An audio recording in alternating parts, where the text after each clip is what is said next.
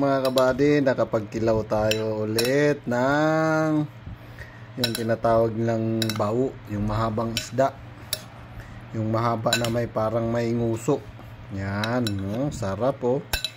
Kinilaw naman kayo dyan. Yan, hanap tayo ng preskong bao.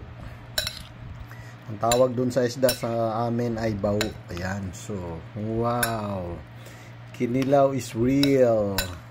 Ayan. So, lagyan na natin ng yung pipino na ginayat natin. Yan. Sarap oh.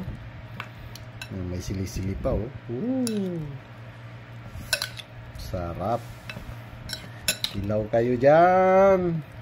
Sarap nito sa bahaw. Ayan. Bahaw na isda. Bahaw na kanin. So, yan. Sarap. Parisan natin ng yung inihaw na isda. Yung binigay ni ate dyan. Parang tinapanan. Sarap oh. Tikman muna na natin. Bago natin ihalo yung pipino.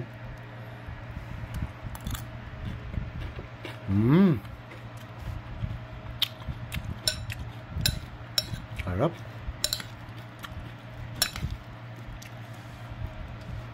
So, yan. Halo na natin itong pipino natin. Yan.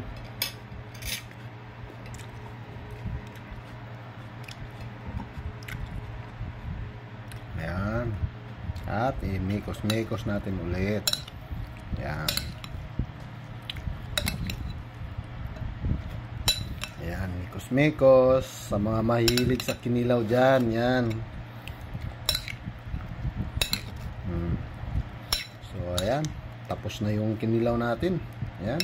Pwede nang kumain.